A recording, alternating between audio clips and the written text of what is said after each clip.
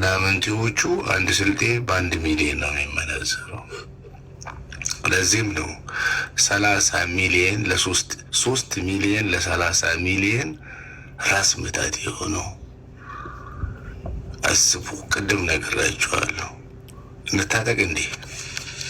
እኔ እኮ ለኮንትሮባንዱ ሙያሌ ለእኛ ይቀርበናል አልኩ። ለኮንትሮባንድ መሳሪያውን እኛ እንቀርብ ነበረ። በዚህ ያህል አርሶ አደሩ የሚያሰቃይ ጀዝባ ስላልተፈጠረ አይ ህዝቡን በበሽታ ይጨርሱታል። አንድ 10 ስልጤ የተደራጀ ስልጤ ቢያገኙ አሸባሪው ስልጤ ታጠቀ ሀገር እስላማዊ መንግስት ሊመሰርት ነው። በቃ አገሪቱ በጠጥቶም ነበር። እኛ ህዝብ ከሚያል ይቅርብን እባክህ፣ ሳንታጠቅን ነው። እኔ በጣም የሚገርም ምን ይላሉ መሰለህ፣ ዋሃብያ ሙስሊም ለመመስረት መነሻውን ስልጤ አድርጎ በጣም የሚያስቅኝና እኔ ቅድም ያልኩት እኔ ማሜ 1 ዓመት መስከረም ገባሁ። አሁን ትናንትና ዛሬ ገባሁ።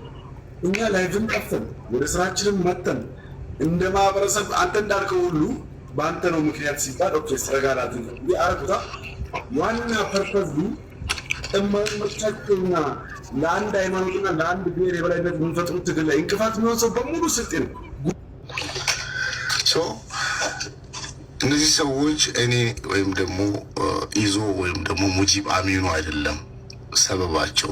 እኛ ሰበብ ነን እንጂ የስልጤን ህዝብ ለስልጤ ህዝብ ያላቸው ጥላቻ አጥንት ሰብሮ የገባ ነው። የጥንት ነው።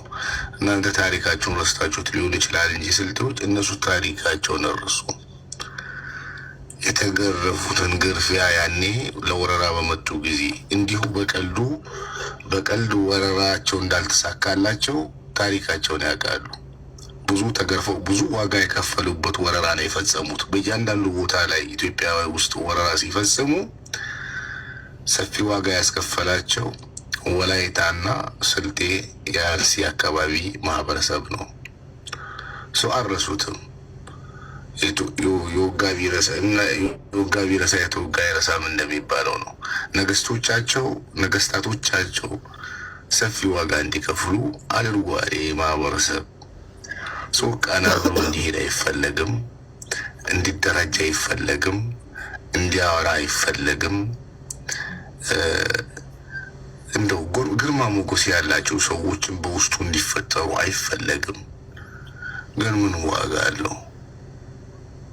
ሙሉ